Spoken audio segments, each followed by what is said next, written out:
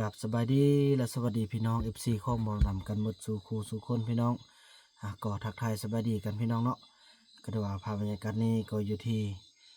บนอยู่บนนอนจังซี่แหละพี่น้องเนาะนี่จังซี่แหละพี่น้องเอ้ยสนุกกันนอนแล้วเนาะ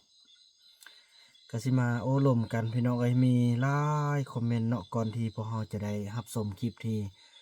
ซาวลีออกฤทธิ์เนาะหรือว่าอาละวาดพี่น้องขออนุญาตเว้าก่อนนี้เอาตัวนี้ก่อนเนาะ ถือว่าเมื่อวานนี้ถือว่าเซาลีแล้วก็เบาไหลมีปัญหาต่อกันแต่ว่าข้อผิดพลาดนั้นคือเซาลีพี่น้องเอ้ยเนาะมาแล้วก็มาตีเบาไหลตีแล้วก็มันจนเฮ็ดอันเลือดหูนี่จนย้อยพี่น้องเอ้ยเนาะบางคนก็สงสารเบาไหลพี่น้องเอ้ยก็ถือว่าเห็นความอดทนของเบาไหลคือว่าแหละเบาไหลก็บ่มีทางไปแล้วพี่น้องก็จำเป็นเนาะฉะนั้นแล้วก็ไปสู้ไปตามเวรตามกรรมพี่น้องเอ้ย แล้วก็เสาไล่คำเสาลีคำหนึ่งก็สินี่สองคำก็สินี่เดี๋ยวได้เบิ่งกันเนาะพี่น้องเนาะอ่าว่าลาวสิเก่งสำใดเนาะบ่าวนำกาบ่ได้ห้ามอีกเนาะบ่าวนำก็บ่ได้ห้ามอ่าบ่ไปเด้อบ่ไปเด้อบ่าวนำก็บ่ได้ห้ามเนาะก็ถือว่าอ่าก่อนจะเบิ่งคลิปนั้นเฮามาเว้าเรื่องคอมเมนต์พี่น้องเนาะมีหลายคอมเมนต์พี่น้องเดี๋ยวนี้เนาะที่ว่ามีทั้งบวกและทั้งลบเลยพี่น้องเอ้ยเนาะนี่พี่น้องเอ้ย คือหลักๆแล้วพี่น้องเนาะคอมเมนต์บ่าวนำจะมาตอบคอมเมนต์มื้อนี้ก็คือ1การบริหารเวียกของบ่าวนำเนาะที่ทุกคนได้คอมเมนต์นั่นแหละบ่แม่นทุกคนเนาะขออภัยบางท่านเนาะ2คือบ่าวเฟื่องอืมเป็นคนที่ปักแซะอิหยังต่างเนาะและเป็นคนที่อยากเอาหน้าเอาตาอิหยังต่างแบบว่ามักเว้าควนผู้อื่นอ่า เอาความดีเข้าตัวความชั่วใส่คนอื่นนะความไม่นะเนาะอันนี้คือดังที่คอมเมนต์เพื่อนได้คอมเมนต์มาเนาะแล้วก็อันที่3พี่น้อยก็ว่าเรื่องอ่เบาส่งอีกแล้วพี่น้องเอ้ยเนาะว่าเป็นอย่างจริงยึดโทรศัพท์อหย่างต่างมาตอนนี้เบานำจะได้ขออธิบายก่อนเนาะ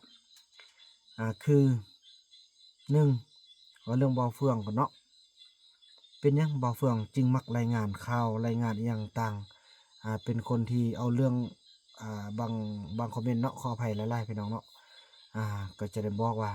บ่าวเฟืองเป็นคนที่นิสัยบ่ดีอหย่างต่างเป็นคนอหย่างต่างหั้นน่ะพี่น้องจังซี้พี่น้องบ่าวนำจะขออนุญาตอ่อธิบายให้เข้าใจว่าตอนนี้บ่าวเฟืองคือคนเดียวที่บ่าวนำไว้วางใจ แล้วก็มอบทุกสิ่งทุกอย่างเนาะให้เบาเฟืองดูแลตอนที่เบาบ่นำบ่อยู่อาฉะนั้นแหละก็บ่ต่างหยังก็เป็นแข้นขวาแหละพี่น้องฉะนั้นบ่แปลกเลยที่เบาบ่นำมาปุ๊บเราจะได้รายงานทุกอย่างที่เกิดขึ้นเนาะเบาบ่นำก็ซ่อนแล้วต้องรายงานเรื่องราวที่มันมีเก็บเบิ่งเรื่องราวที่มันมีบ่ต้องเอาเรื่องอันนั้นมาแซะเรื่องนี้มาแซะต้องเอาความจริงมาเว้าแล้วเบาบ่นำก็ตึกตองว่าเรื่องใดเป็นเรื่องใดเนาะ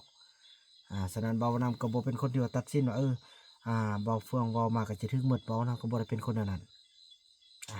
ให้เข้าใจว่าคือเบาบ่นำเป็นมอบให้เบาเฟืองเป็นแขนขวาของเบาบ่นำแล้วเนาะให้เข้าใจลักษณะท่าทีมันก็คือเบาบ่นำแหละพี่น้องเอ้ยคือกันเฉพาะจึงได้มาเป็นร่วมเวียกอันเดียวกันอยากเว้าอันใดแล้วเว้าพี่น้องเอ้ยบ่มีอันที่ว่าจงเจียมเลยว้าวจนหมดพี่น้องคันบ่หมดก็บ่ดีใจคือเบาบ่นำเป็นจังซั้น เว้านำจะเว้าแบบเดียวกันกับเว้าเฟืองเว้าแบบคือบ่มีกาลเทศะนั่นแหละแต่หลักๆแล้วสิ่งที่เฮามาเว้านั้นก็อ่าล้วนแล้วจะแม่นแต่ความจริงพี่น้องเนาะอันนี้แหละคนเฮาพี่น้องเอ้ยคนที่จริงใจคือแบบนี้มีหยังต้องเว้ามันหมดเนาะบ่ต้องอ้ำบ่ต้องจงเจียมอิหยังเนาะอันที่2พี่น้องเอ้ยก็มีบางคอมเมนต์อ่าอนุญาตเนาะออกมือออกกูหั่นล่ะเนาะเว้านำก็จะบ่ขอเว้าแล้วบ่ขอยกประเด็นขึ้นมาให้เบิ่งเนาะอ่า บางคนก็จะมาเกาะกระแสอหย่างต่างอืมว่ามึงมีแต่ท่ายอหย่างต่างอ่ามีหยังก็เว้าประมาณนั้นแหละมีแต่ปากมีแต่เว้ามีแต่ท่ายแล้วมึงบ่เฮ็ดมึงคิดจะเป็นผู้นำอหย่างต่างอ่าให้เข้าใจ เบาผู้นำจ้างเบาเฟืองมาเพื่อเฮ็ดเวียกบ่แม่นจ้างเบาเฟืองมาจ่ายเงินเดือนให้เบาผู้นำเบาผู้นำเป็นคนที่ว่าจ่ายเงินให้เบาเฟืองเป็นตัวแทนอ่าบางคนก็คอมเมนต์ว่ามีแต่เว้าและบ่เฮ็ดให้คิดเบิ่งตอนที่ว่าเริ่มต้นขึ้นเข้าไประดมครั้งแรกเนาะอ๋อเดี๋ยวพี่น้องเอ้ยขอไปอีพ่อเพิ่นโทรมาเนาะฮัลโหลสบายดีพ่อเออมันนำสูตรส่งรูปภาพอันตัวแรงมันจากหมุมสังสีแล้วให้มีเกียร์บนให้ได้ไหมโดยลูกส่งแต่หัวแรงเลยเด้อพ่อเนี่ยโดยเพิ่นเห็นแล้วเด้ โอ้ โดยถ้าเขาอยู่แล้วเขาส่งแต่ส่งอันพอส่งเอาแต่ต้นท้ายต้นช่วยทางไหนให้เราอ๋อลูกท้ายหมดแล้วพ่อก็ไปซื้อสังกะสีมันตอนนั้นคือแล้วมันตัวแรงบริท้ายฝนตกทาอืงเดียวโดยลูกท้ายแล้วพ่อลูกส่งให้เพิ่นแล้วเดี๋ยวเพิ่นเห็นแล้วพ่อโดยโดยพ่อก็ถือว่าพ่อแสงทองเนาะเพิ่น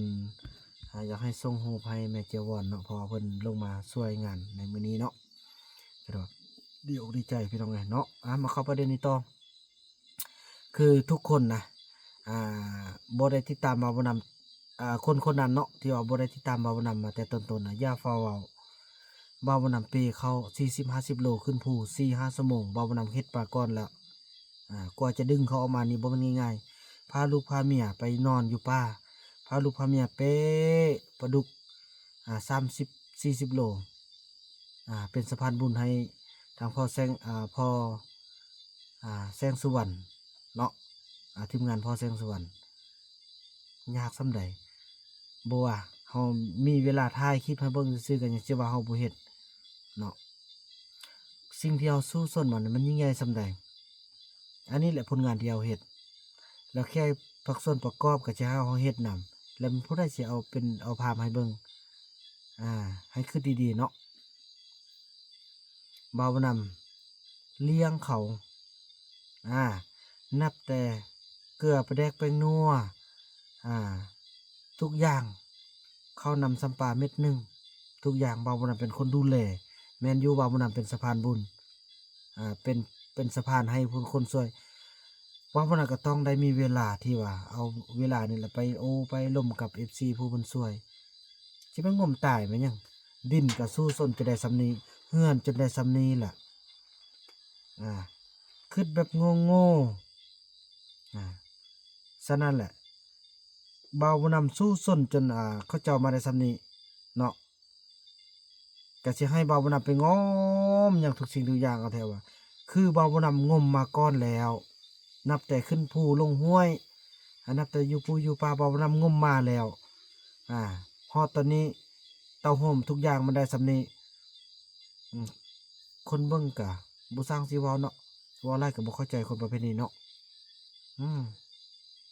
คือเบาเฟืองนี่เฮ็ดเวียกเราเฮ็ดเก่งพี่น้องพอต้องเลือกเฮ็ดเก่งเฮ็ดเวียกเนาะแต่เบาบ่นำบ่เฮ็ดให้เข้าใจว่ามันสมองก่อนที่เขาเจ้าสิมีเฮือนอยู่ก่อนที่เขาเจ้าจะมีบ่อนเฮ็ดเวียกว่าข้อยต้องบอกว่าจะไปอนามัยนี่เฮ็ดอันนี้น่ะข้อยต้องใช้สมองส่ำใดกว่าสิได้ส่ำนี้เนาะเวียกนี้มันบ่แม่นเวียกน้อยๆเวียกระดับชาติระดับประเทศ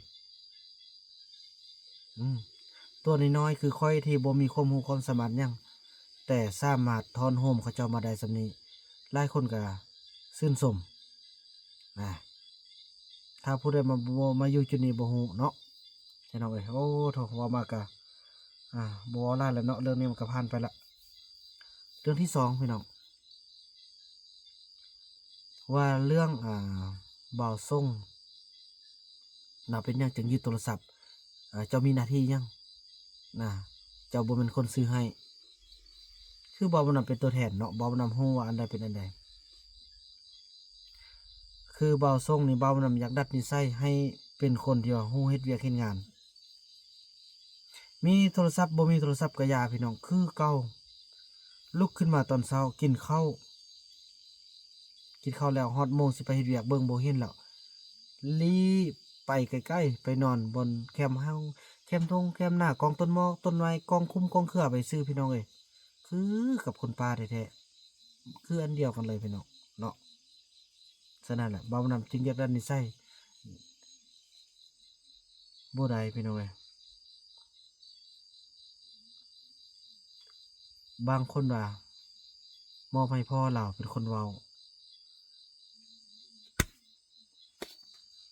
ก็สุดความสามารถแหละพอเราซ่อนเนาะสุดความสามารถแหละพี่น้องเอ้ยสุดความสามารถแหละพอเราก็ซ่อนบ่ได้เดี๋ยวนี้หั่นน่ะเฮ็ดหยังก็บ่ปากเว้าหยังก็บ่ปาก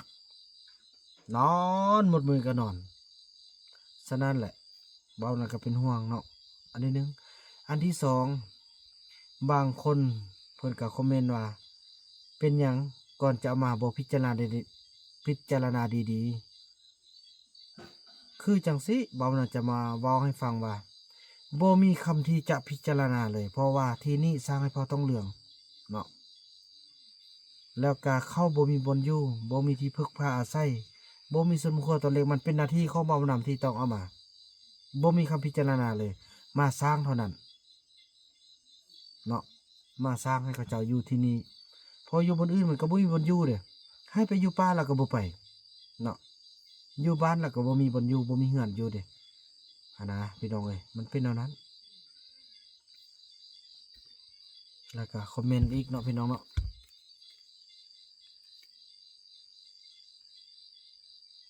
จะอ่านคอมเมนต์ให้ฟังเด้อ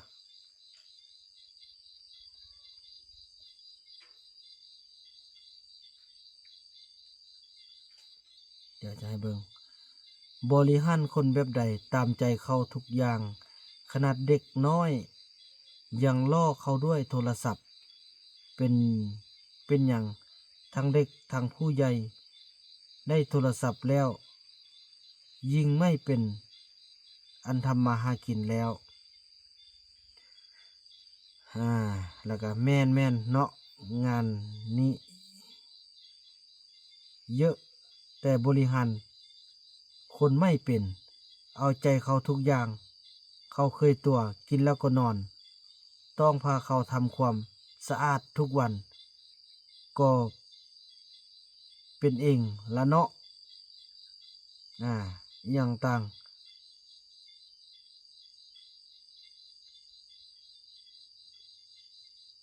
บริหารไม่เป็นไปที่มาที่เก่าแล้วส่งไปอยู่ไหน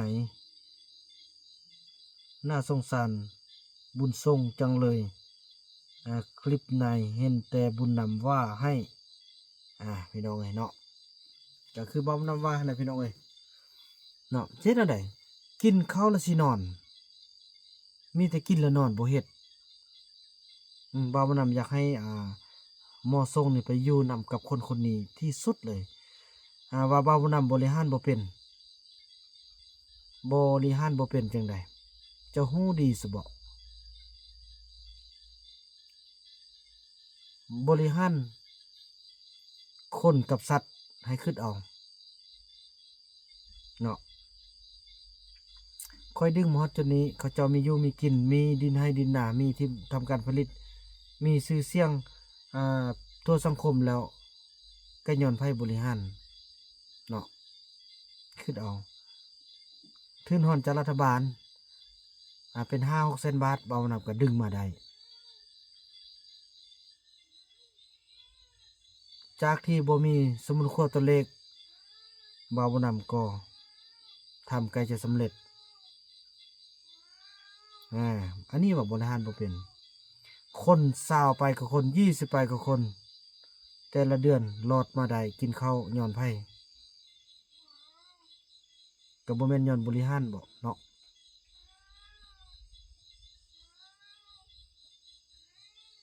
ใช่ๆเป็นผู้นำต้องเด็ดขาด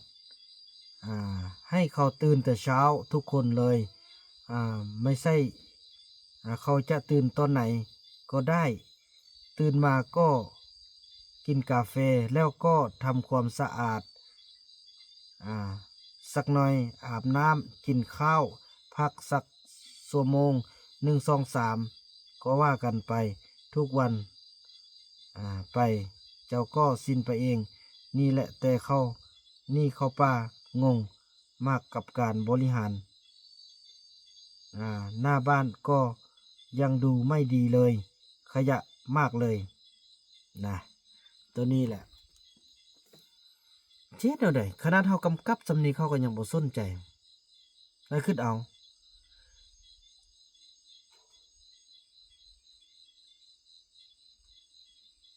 คันเฮาไปกำกับน่ะตื่นแม่สิเขาบ่อยู่น้ำบ่เดียวเขาก็หนีอืมคันคืออันอยากให้ภาคส่วนนี้นี่แหละไปบริหารเบิ่งเนาะว่าเจ้าจะรู้สึกแบบใดว่าเจ้าสิเฮ็ดสำเร็จส่ำข่อยบ่เนาะ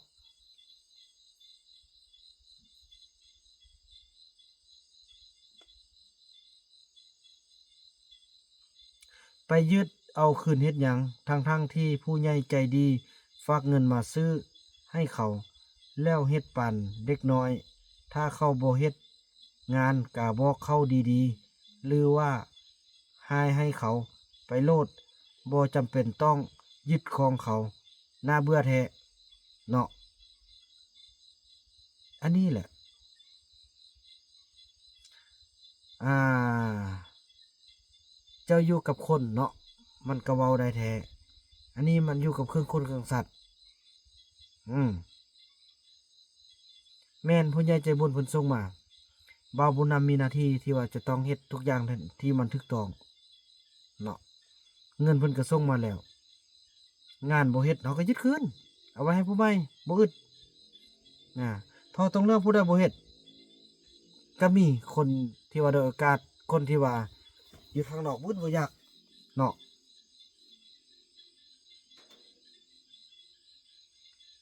เจ้าบ่อยู่จุดนี้เจ้าบ่ฮู้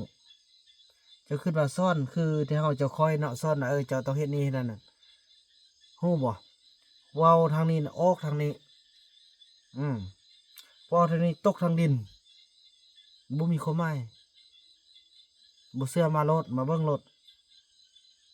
ถ้าบ่ตกตาว่าได้ช่วยอยากให้เขาหลุดพ้นแท้ๆนะค่อยบ่สู้ขนาดนี้เนาะไม่เห็นใครถูกใจ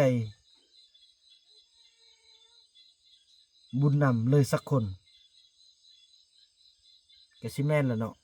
ก็สิมีแต่ลูกแต่เมียแหละถูกใจเนาะเพราะเขาบ่เคยขัดบ่เคยด่าเคยปล่อยมีแต่เขาแต่งอยู่เขากินให้กินเด้แล้วพักส่วนนี้น่ะเฮ็ดให้กินเขาก็ยังด่าเลย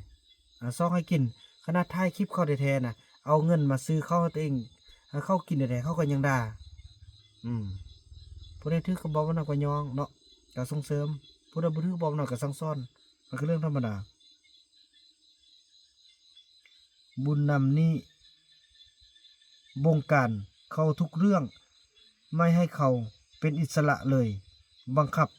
เขากินตอนเอาเข้าอยู่ส้มเข้าดีทุกคนให้เข้าใจว่าบ่บงการในเช่นแนวใดทุกอย่างมันเฮาเป็นผู้ที่ว่าดูแลเขาเนาะให้เข้าใจบ่บงการจังใดอย่าสูบหมดกับคอมาบัตรเติมเงินมากับคอมาอยากกินขนมกับคอมาเป็นเพื่อนหมดกับคอมาเขากินบ่มีอ้ายเขาหมดแล้วอีหยังหลายๆอย่างบ่มีเฮ็ดแนวใดบ่มีของกินจะเอาหยังมากินน่ะเฮ็ดแนวใดบ่ให้บงการอยู่ว่าจังไดอีก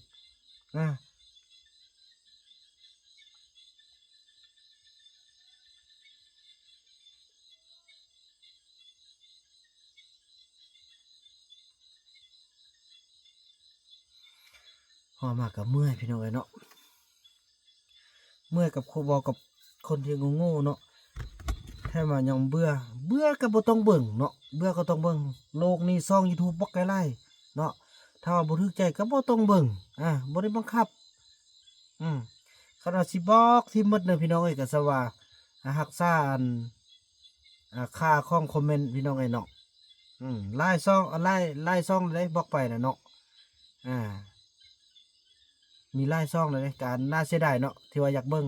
ก็สงสัยจะได้ไปสร้างแพลตฟอร์มใหม่พุ่นล่ะจึงจะได้มาเบิ่งมีโอกาสเบิ่งอ่าก็น่าเป็นห่วงอยู่แบบว่าอิจฉายันลื่นแต่ก็ บ่เห็นความสำเร็จของเขาเนาะเป็นอันนั้นล่ะพี่น้องเนาะก็สิได้ไปรับไปนอนก่อนพี่น้องเอ้ยขอบคุณนะทุกท่านถ้าผิดพลาดประการใดขอโทษขออภัยอย่าลืมกำลังม่วนกำลังมันพี่น้องมาเบิ่งระหว่างความรักของบ่าวนูนและสาวลีเนาะผิดพลาดที่สุดเลยแล้วสาวลีบ่ยอมรับตัวเองนะแล้วมาทิ่มโทษใส่ว่าอาจจะเว้าลงหน้าก่อนเนาะบ่าวนูนกับสาวลีพากันไปเที่ยวกลางคืนนี่มาบัดนี้บ่าวนำก็เห็นพอดีบ่าวนำขี่รถมาไต่ตาสูงเห็นเกาะแขนเกาะขากันมาบ่าวเฟืองกับมอยเบิ่งทางนี้จากมาปุ๊บบ่าวคูนแล้วกินเหล้าพี่น้องแล้วไปอัดตู้อยู่อันเฮือนครัวนะเปิดตู้ฟังเพลงแล้วมันมีเสียงผู้หญิงนะเขาเจ้าแววเปิดพันลำโพงเนาะมันดังเลยแต่มีเสียงผู้หญิงห้องอหย่างต่างถ้าว่าเบาไหลไปกินเหล้านำเซาติกว่าเบาไหลไปลมเซาติกทั้งที่เบาไหลน่ะไปนั่งอยู่กับพ่อแสงทองนั่งอยู่กับเบาอันกับจุนั่นน่ะหลายๆคนน่ะเบาจุอันนั่นน่ะเดี๋ยวเบิ่งคลิปมากแม่นว่าเจ้าไปล้มเขาเฮ็ดหยังเจ้าฮักเขานึงอย่างต่างน่ะไปไอ้บ่ไหลเลือดหูจนออกไปเนาะจนย่อยออกนี่เบานำสงสารบ่หลายๆเนาะบ่นำกาจนว่าเพิ่นว่าสิหนี้นะแล้วก็สิหนี้เดี๋ยวไปเบิ่งกันเนาะพี่น้องเพราะว่าบ่นำก็บ่ได้ห้ามเด้เนาะแต่ว่าคลิปนี้บ่นำเขาเนี่ยจบคลิปกันซ้ำนี้ก่อนแล้วพบกันใหม่ในคลิปต่อไปเด้อพี่น้องเนาะคลิปนี้บ่นำก็กล่าวคำว่าสบายดี